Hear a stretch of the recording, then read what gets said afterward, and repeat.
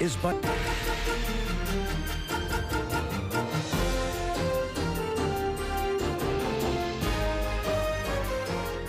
for February 28, 1997, Biography with Jack Perkins. Arnold Schwarzenegger blasted his way to stardom in blockbuster action films like The Terminator. When he did the unexpected and shifted into comedy, his fan base expanded. But his road to the top was not a smooth one. He was a bodybuilder from Austria with a thick accent, a funny-sounding name, and almost no acting experience. And when he showed up in Hollywood and told people he was determined to become a star, he was laughed at. But what the experts did not know about this former Mr. Universe was that his most well-developed muscle was his brain. And with it, he orchestrated career moves that took him to the top. I'll be back. The bridge is out! I don't think that there's any star that outdraws Arnold Schwarzenegger internationally.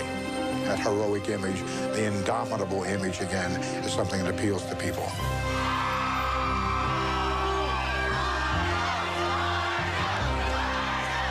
He's the best at being Arnold, you know. He brings himself to every movie, you know. He makes the movie great. Everybody just loves him. Everything he does is just cool. Arnold does it again. You could certainly call him savvy, and you would be right, but there's a lot more to him than that. He had an iron will, an iron heart, and he knew what he wanted, and this is what he wanted, and this is what he did. Arnold Schwarzenegger! I felt certain, and everybody did, that Arnold was going to be something very successful in his life.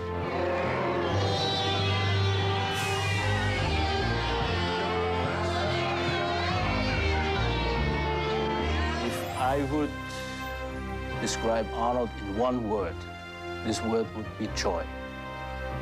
That's his life.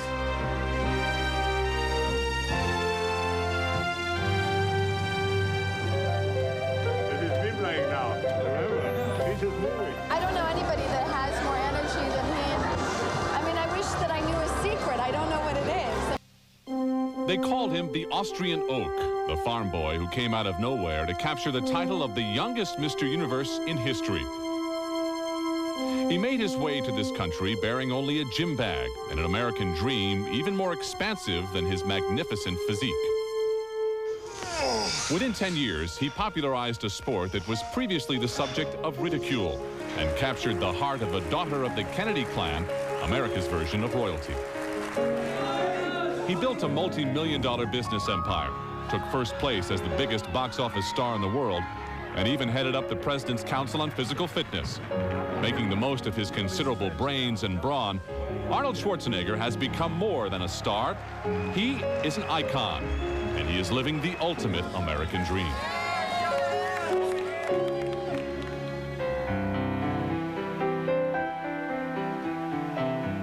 Many of us struggle to try and figure out what we want to do in life. Arnold figured it out very, very early. In fact, he may have figured it out earlier than anyone we know. Like a scene from The Sound of Music, the rural village of Thal, Austria, nestles between mountains, green forests, and the shores of the Talersee Lake.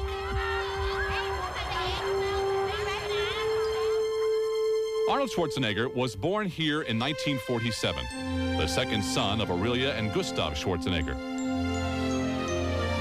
They lived on the top floor of this 300-year-old house, without central heat, a phone, or even a refrigerator. When they weren't doing household chores or attending the nearby Hans Gross School, Arnold and his older brother, Meinhard, loved the outdoors, going hiking in the nearby woods, and spending winters skating on the Talersee, where their father, the Austrian ice curling champion, taught them both to play. Although Arnold's parents were always attentive and involved in their sons' lives, Gustav Schwarzenegger, Thal's chief of police, was a perfectionist and a strict disciplinarian, expecting only the highest levels of performance from his sons. An avid sportsman himself, Gustav actively encouraged both boys in athletic competition, although often favoring his older son over Arnold. I guess what he had to overcome is that his older brother was the brother who got everything, the attention, and whatever he did, he was allowed to do. And with him, his parents were much more strict. And so maybe he wanted to prove, this is very elementary in his life, I guess, that he is very, very good. By his early teens, Arnold was already a talented team athlete, primarily in soccer. But in group sports, he found something lacking. Perhaps the personal recognition he was craving at home. On the day his soccer coach brought the team to a local gym for a workout, Arnold watched the handful of dedicated bodybuilders there with awe. Something inside him just clicked. Hearing the rhythmic clank of metal against metal, he picked up his first barbell, and he knew he had found his passion.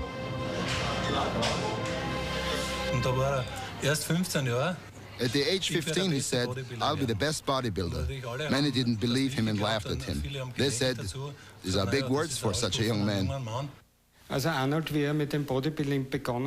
When he just started, we never thought he could be a famous bodybuilder. He had a low pain tolerance, but then his muscle mass started to expand greatly. This was a great stimulant.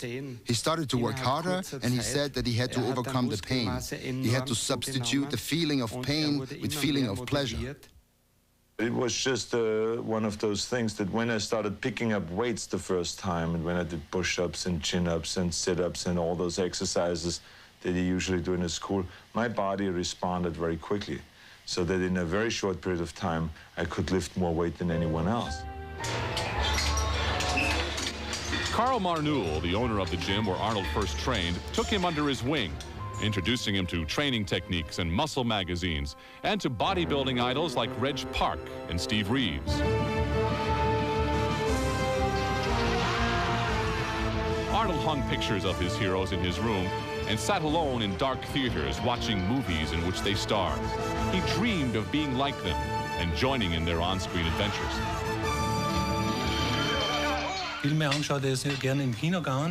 He always liked to see movies. He went to the theaters a lot, and he always said that after he made it as a bodybuilder, he would go on to become an actor. He always thought ahead, and to him, America was the country in which bodybuilding, especially in that time, had the best chance as a sport. 6 days a week, Arnold would walk or bike the 8 miles from Thal to nearby Graz and work out for hours, sometimes collapsing on the floor. Once, he even broke a window in the gym to be able to train on a Sunday. In the winter, the room would get so cold, his hands sometimes froze to the bars. His parents were dismayed at this obsession with what they called the least popular sport in Austria. And Gustav laid down the law. His 15-year-old son would only be allowed to train in Graz 3 days a week. Undaunted, Arnold built a gym at home and continued to push toward the goal that glowed like a beacon before him. His self-esteem grew along with his muscles, and the 3-part success formula he discovered in those days would become his credo for the rest of his life. A combination of hard work, self-confidence, and positive thinking.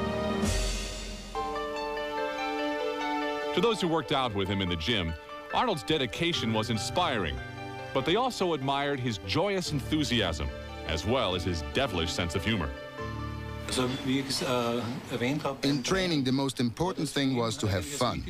That was the most important thing to him, that he laughed and others laughed.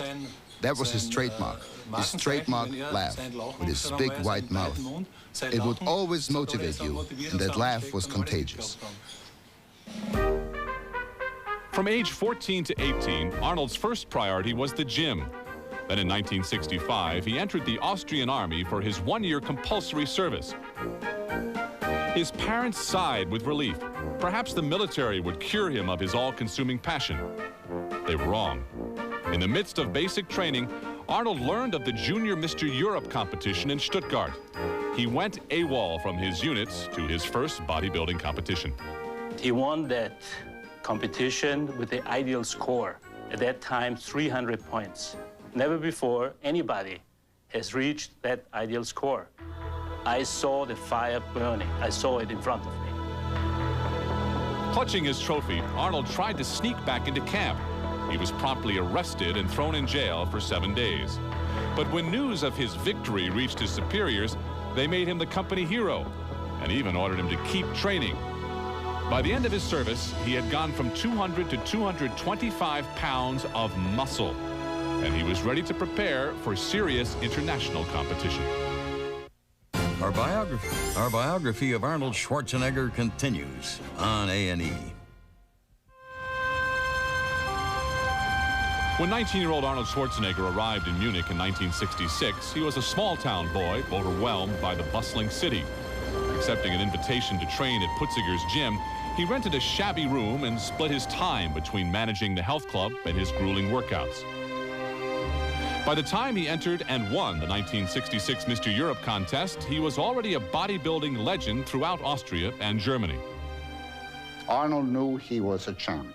Could you imagine a young boy at 16, 17, and 18 winning championships and thousands of people in the audience applauding him, cheering his name, asking him for advice?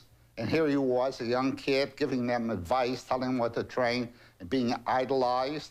It's inevitable that he should feel so much confidence within himself. And this confidence just poured out of him. It was Arnold's unshakable confidence that drew him to London in September of 1966 to compete for the coveted Mr. Universe title. The 19-year-old wonder took his place among the most acclaimed bodybuilders in the world and amazingly won second prize. He returned to Munich better aware of his weaknesses and more determined than ever to take the title for himself the next year. I had a very clear vision in front of me to win the Mr. Universe title. And that vision brought me so much joy and so much, there was so much excitement there that every time I went to the gym and trained in a gymnasium, it was like, in my mind, to get a step closer to this score. So I couldn't wait to go to the gym. I couldn't wait to do another sit-up, another repetition of bench press or squats or whatever the exercise was, because I knew each poundage that I lifted took me a step closer to this score. Arnold looked in the mirror and he saw what could be done with his body, and he would meticulously shape it, very much like a sculptor might a piece of marble. 1967 was a whirlwind for the ambitious young man who managed to scrape together enough money to buy the gym for himself. He was invited to give exhibitions throughout Europe, and for the first time in his life, he had fans clamoring for autographs. When he finally returned to London for his second amateur Mr. Universe contest, he already knew he was a winner. At the age of 20, he became the youngest Mr. Universe in history. It was purely his charisma. When he used to get on stage, that was dominant. It was an immediate interaction between him and the audience. It was right there. It was like, hey, I'm Arnold, and I am the winner.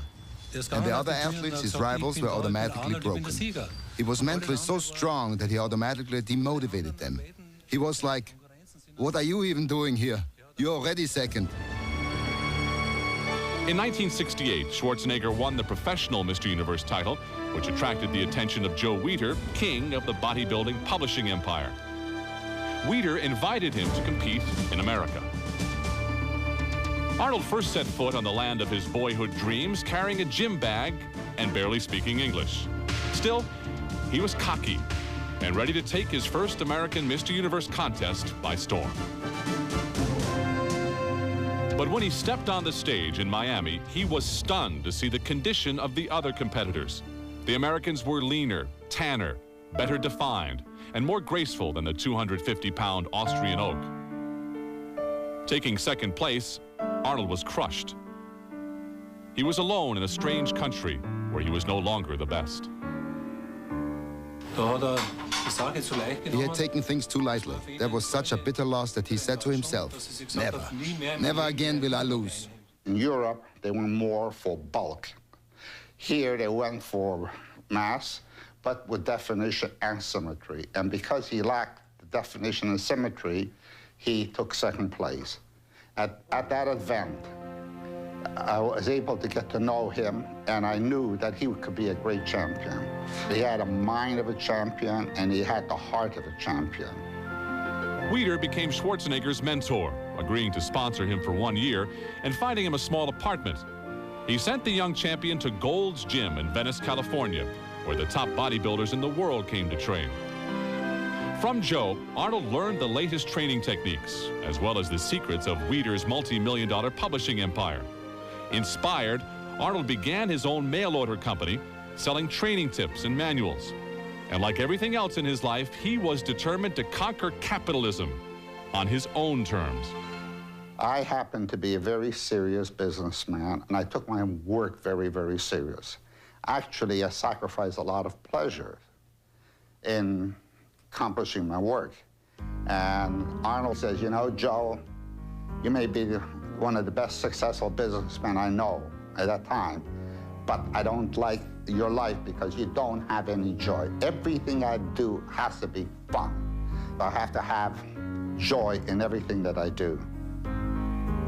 It was Arnold's joyous celebration of life that won him instant popularity among the California strongmen. If anyone had walked into Gold's Gym before Arnold came to America, my guess is that it would have been a fairly dull place. When Arnold arrived in America, he set Gold's Gym on edge, and he was king of the gym, and he got everyone's energy up. It was incredible. 8, 9, 10. Beautiful. How you feel? I'll tell you, you know, you just can't imagine, for me, what a goddamn treat it is working out with you. I mean, you don't believe it. Photographer George Butler met Arnold while working on a book about bodybuilding, Pumping Iron, which he later adapted into an award-winning documentary film. It was wonderful to drive around Santa Monica in those days with Arnold, because we'd come up to a stoplight somewhere and there'd be a UCLA cheerleader in a red Firebird convertible at the stoplight, and Arnold would flex his tricep at her. And it was the most extraordinary thing the woman had ever seen in her life, and she would not be able to drive her car. In 1969, a lean, tanned, 230-pound Schwarzenegger won his first IFFB Mr. Universe title in New York, placing second in the even more prestigious Mr. Olympia contest the same night. Then he was on a plane back to London to again win the European Mr. Universe title, eclipsing his childhood idol, Reg Park. By 1970, he had captured the Mr. Olympia trophy and would continue to reign supreme for a record 6 years in a row. He had a physique back then that excelled anything that any Mr. Olympia has right now. I mean, we work with him all day long, and we don't see bodies better, you know, physiques better than what Arnold had 20 years ago. So he was way ahead of his time. In the midst of these triumphs, there also was tragedy. Back in Austria, his brother Meinhard was killed in an automobile accident. Shortly afterward, Gustav Schwarzenegger died of a stroke, never having experienced the greatest glories of his youngest son's achievements.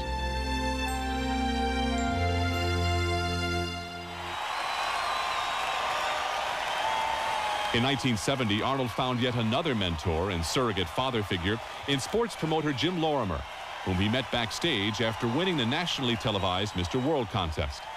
When the competition was over, he said, when I am done competing in the sport of bodybuilding, I want to go into the promotion of the sport, legitimatize the sport, raise the cash prizes up over $100,000, and ask you to be my partner. And I said, oh yeah, okay, you know, because I did not know that here is a man who makes his plans 5 years out. In November of 1975, Schwarzenegger held his 6th Mr. Olympia trophy before a cheering crowd, and then announced that he would be retiring from bodybuilding competition. After the contest was over, Arnold phoned Jim Lorimer as promised and asked him to go into the business of promoting professional bodybuilding. He said, I'll handle the fundraising and getting the athletes, you handle the organization. Just in 4 years, he got the cash prizes up over $100,000, and now the cash prizes are up over $300,000. So that infusion of cash has helped to raise the image of the sport, legitimize it. But it was Arnold's long-range goal setting and his commitment to a course of action that made that growth possible.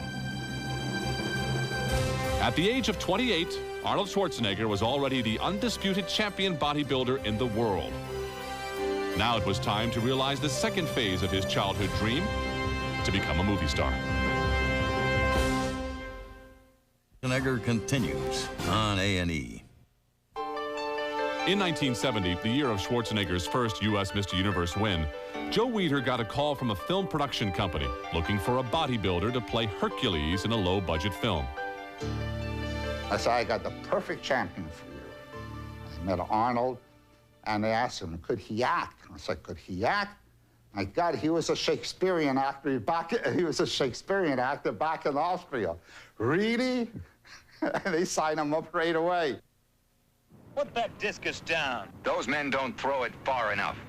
Hercules Goes to New York would be Schwarzenegger's first and most forgettable film. His credit reads Arnold Strong, with an obviously overdubbed voice to mask his thick Austrian accent. He was practical. He didn't care. He knew he had a shortcoming, so do what you have to do to get the job done. He wanted to do a job and to get it done good. But despite his positive attitude, Arnold found Hollywood less receptive than he had hoped. I was told by several agents that I have everything going against me. First of all, they said you have a long name and a difficult name to pronounce, so I should change my name. Then they said I had a strange accent, I should change that and speak more like an American. And then they told me I had a very unusual build, which would never make it into films. Always willing to work hard and improve, Arnold began acting lessons in 1974 after he was cast in Bob Raffleson's Stay Hungry. It was a supporting role, but a good one, and Arnold was determined to make an impression. Sally Field, the star of the film, was among those who took notice. I felt certain, and everybody did, that Arnold was going to be something very successful in his life. Really? He's so charming and he's so smart. You just knew it. You just knew he had a very clear sense of how to apply himself. For his role as a bodybuilder in Stay Hungry, Arnold won the Golden Globe for Best Newcomer. Now comes the big muscles. Excellent deltoids. Good. All the way down to his lower back. The hard thing is to just hold it for a long time, you know, like. Then in 1977, Butler's documentary Pumping Iron opened, chronicling Schwarzenegger's victory in the 1975 Olympia contest. Okay, no noise now, no talking. As his charming, confident self, Arnold's on-screen charisma was impossible to resist. This is the most boring thing, the whole workout. I'd rather do squats than waist work. You don't like it? Can't stand it. That's the time I use to think about how I make the next $10,000. I saw both Pumping Iron and Stay Hungry. There was something very charming about him in both those films. And you had a sense that there was a real brain at work there, and that here's a man who obviously had a great sense of humor about him as well. Well, I met Arnold for the first time backstage at the USA Film Festival in Dallas, Texas in the 1970s. And what I remembered was his seriousness, his focus. He had brought along his textbooks. He was studying a business administration course in college, and he was doing his homework in between the screenings, and he was talking about the fact that he was very much on track with two careers. He wanted to be a movie star, but he also thought that he could invest in real estate and other things like that if the movie star thing didn't work out. He, even at that point, wasn't swept away by a lot of Hollywood dreams of tinsel and so forth. He was very realistic and very focused and very smart. Pumping Iron led to small roles in Hal Needham's The Villain and in the television movie The Jane Mansfield Story with Lonnie Anderson. My heart went out to him at first because his accent was so thick that you really couldn't understand, and they'd have to have him repeat a lot of his lines. And I thought, oh, he must be so nervous. Then I was really impressed with the fact that he had one of the best senses of humor that I have ever come across in 2 languages. Already a successful businessman combining real estate investments, a best-selling autobiography, and other books and publications, Schwarzenegger could afford to wait for the right film project. He filled his time with public appearances and various social functions, like the Robert F. Kennedy tennis tournament in New York, where he caught the eye of a beautiful dark-haired girl. She was 22-year-old Maria Owings Shriver, daughter of Eunice Kennedy and Sergeant Shriver, John F. Kennedy's niece, and an ambitious journalist on the rise. We fell in love at first sight, yes. I think the chemistry was very good right from the beginning. I think that he liked Maria, and she had a certain, feistiness and, of course, a real beauty about her. And they came from two different worlds, perhaps, but those worlds just meshed in a wonderful way. When I met Maria first, I said into Arnold's ear, if you're ever going to marry, this is the woman. Because I knew Arnold described me his ideal woman when he was very young, age 20 around. So when I saw her, I couldn't believe it. So she was it. Maria introduced Arnold to the Special Olympics, which the Shriver family had founded, and he joined her as an active supporter of the event.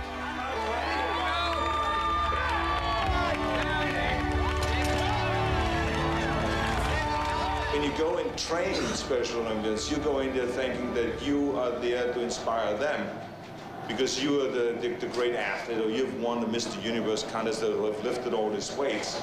But the fact is that when you walk out of there, you feel inspired by what they can do with all those obstacles. So I always get tremendous inspiration out of that.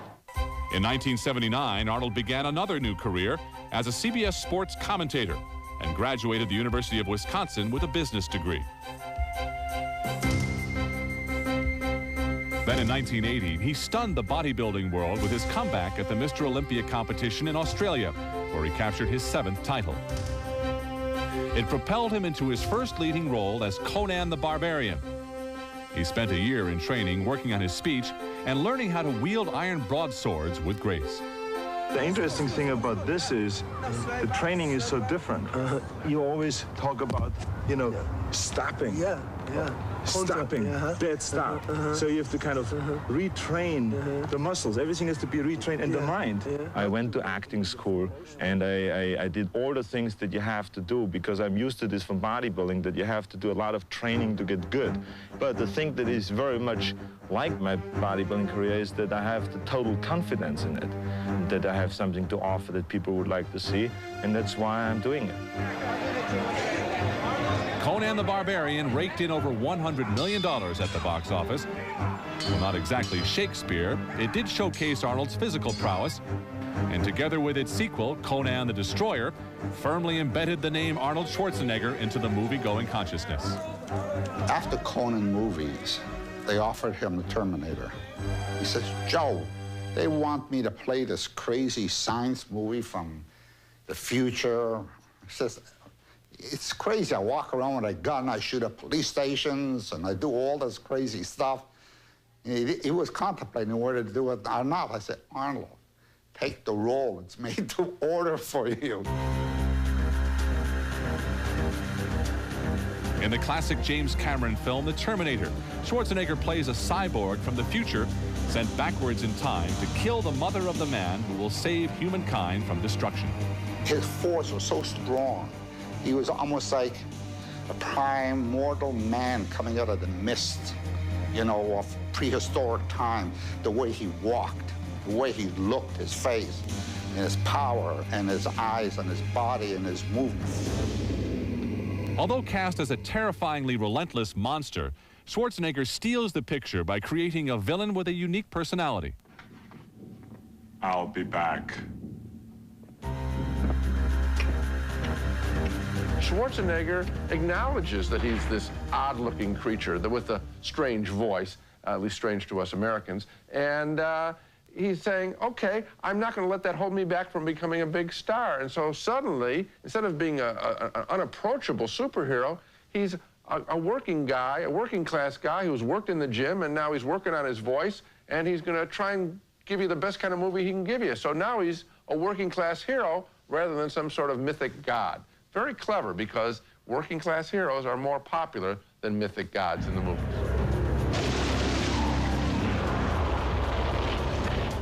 What Arnold Schwarzenegger envisioned as a boy, he had worked hard to create in reality. Now it was all coming true. He was definitely destined for stardom. Our biography of Arnold Schwarzenegger will continue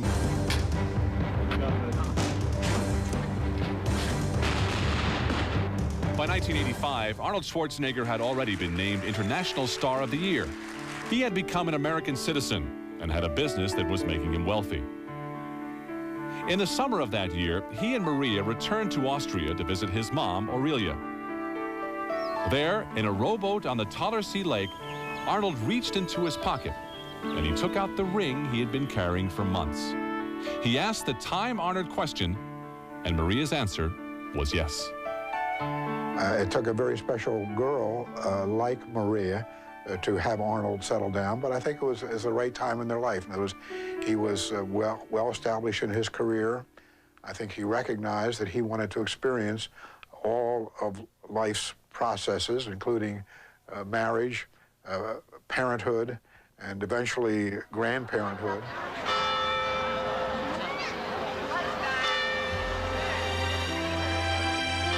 On April 26, 1986, Arnold Schwarzenegger, a staunchly conservative Republican, married Maria Shriver, a daughter of America's first family of the Democratic Party, the Kennedys.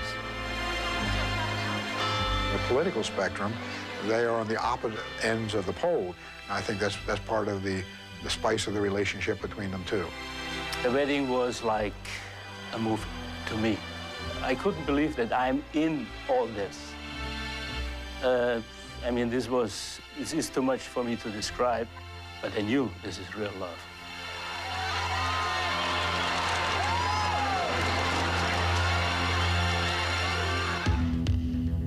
The honeymoon was barely over before Arnold flew on to Mexico to film yet another action blockbuster, Predator, which again won him Box Office Star of the Year. But after a string of action hits, Commando, Raw Deal, Predator, and The Running Man, the forward-thinking Schwarzenegger was impatient for a new challenge. First few movies I've done, no one noticed that I had an accent. Why not? Because all I was doing is grunt. Now, in the last few movies that I've done, I've gotten a few lines. I got a little bit of dialogue to do here and there. And I think and I felt good about it. I have to be honest with you, felt comfortable. So I think that down the line, I will be required to also act. So I'm looking forward for this new challenge, I tell you that.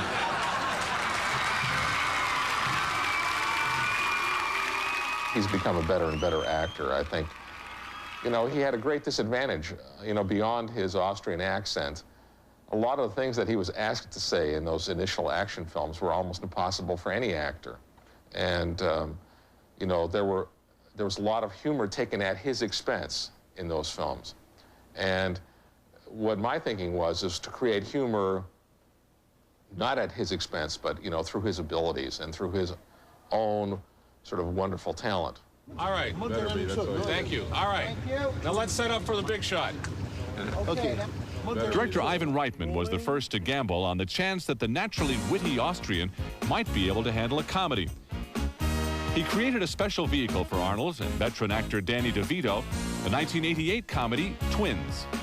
He was eager to do a comedy, and he'd come to work every day, you know, with this very wide-eyed, you know, anticipation of, you know, he'd look at Ivan and me, and he'd say, "Danny, what are we going to do today?" You know. I think there was probably a lot of skepticism. We were very careful in the way the script and role was constructed for him, that as long as he would act naturally and bring sort of the things that were inside of him out, that it would work. The irresistible chemistry of Schwarzenegger and DeVito made Twins an instant hit.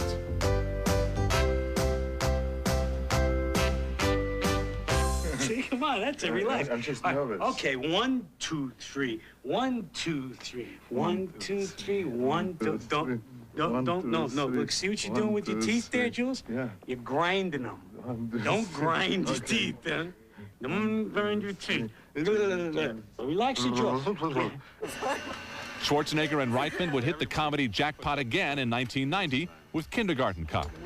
Just remember what I told you. Stay still on a close-up, right? That's what you said. Don't move too much. And don't smile too much. Don't smile too much. Just very straight. Mr. Sullivan! He is able to poke fun at himself. There would be nothing easier to laugh at than a muscle man with a Teutonic accent who took himself too seriously, and Arnold Schwarzenegger knows that, so he gets the joke too, and that's part of the entertainment. And then apart from that, Arnold is a gifted comedian. In Kindergarten Cop, moviegoers got a glimpse of Arnold's special rapport with children. Noting this and his ability to motivate people of all ages, President George Bush appointed him chairman of the President's Council on Physical Fitness. Don't get lazy. Very good. You're doing very well. Good. Now let's shake it out. We are ready, I think, for the president. Come on, let's shake it out and sit down now. The winning streak continued. From Total Recall to Terminator 2, a sequel that even eclipsed the original.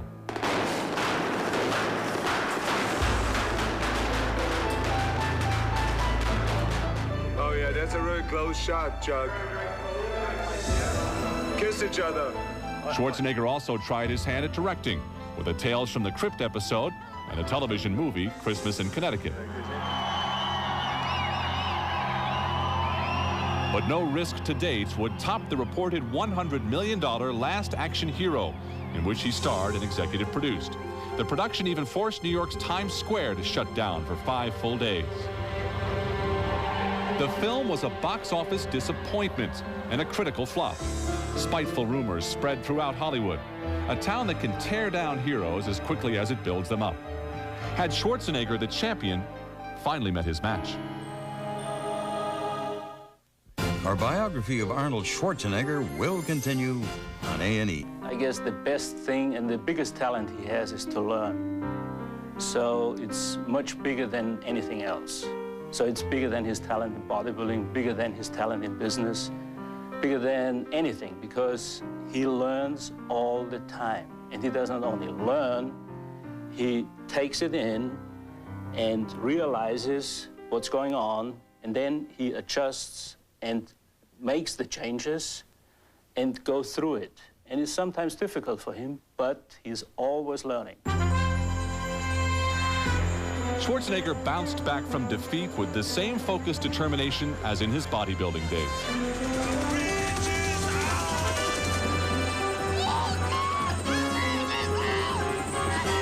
Teaming up again with director James Cameron from the Terminator films, the action-packed James Bond spoof True Lies swept the summer box office of 1994. Come on, baby.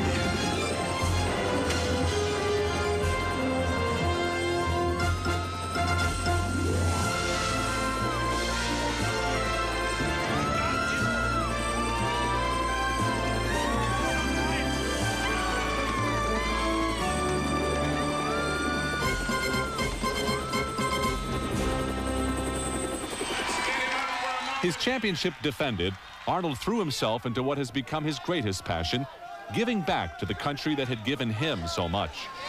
I've read all the stuff about Illinois now. I know that they want to wipe out the physical education programs and pass a law to get rid of it. I'm going to put the pressure on them tomorrow. Trust me. Okay? Okay, the governor will know what I'm talking about when I get through with him. As chairman of the President's Council on Physical Fitness, he traveled at his own expense to all 50 states, promoting exercise and advocating fitness programs throughout the nation's schools. Come on, everyone aside. Mr. Man is doing push-ups. 1, 2, 3, 4, 5, 6, 7, 8, 2 more, 9, 10. Oh, that's what I like about you. Well, I am here to pump you up.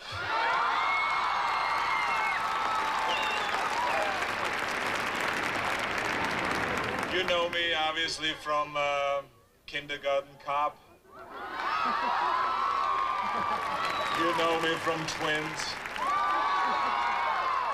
And you definitely know me from the Terminator. But this is not a promotion tour for my films. This is a much more important promotion tour, because here we are promoting now health and fitness for our children.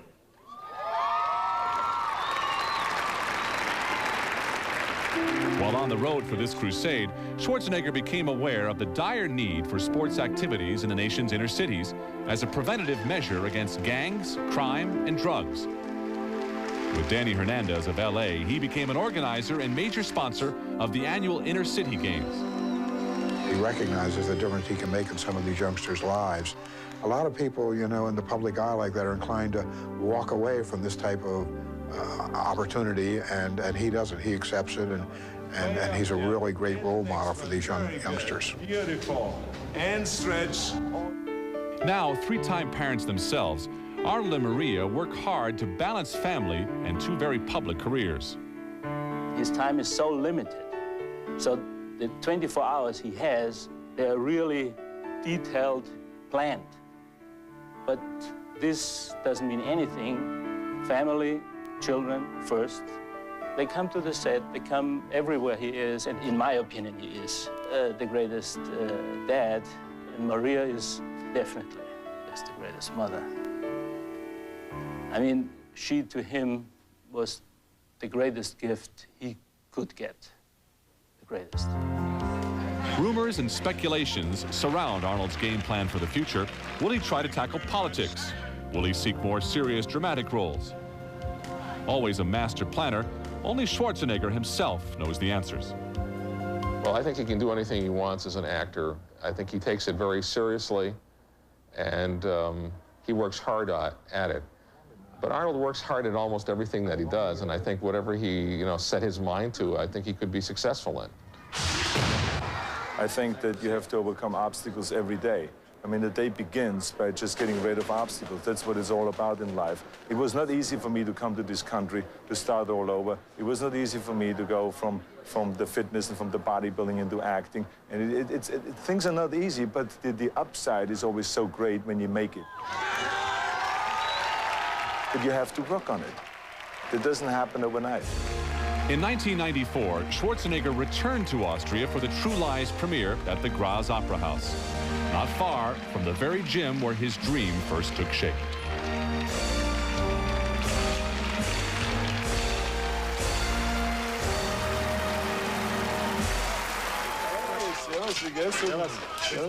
He spent time with his family, with his old friends, and he visited places still whispering of childhood memories. No phone, no phone, no bus, no car, no bicycle. I mean, nothing. Whenever I see Arnold, it's always like time stood still.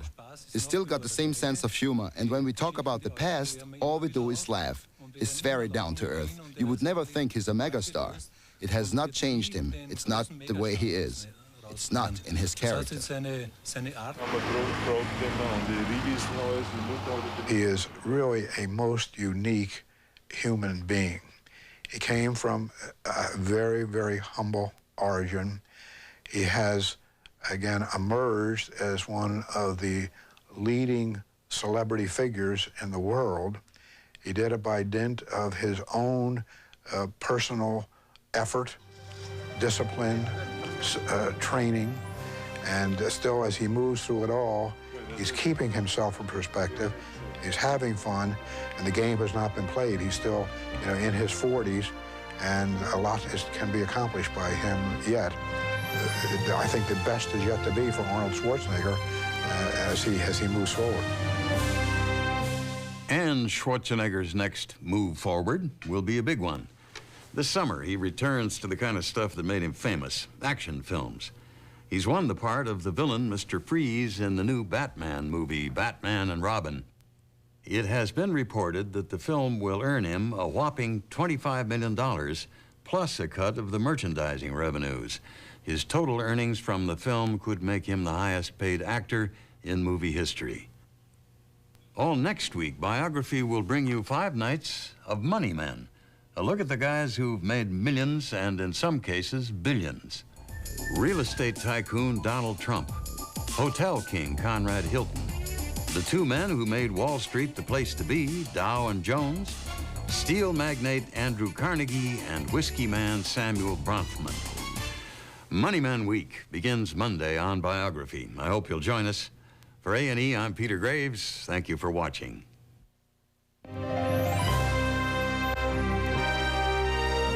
Now you can own a video cassette of this program. Call 1-800-423-1212 and you'll receive the program you've just seen for only $19.95 plus shipping and handling. Call 1-800-423-1212.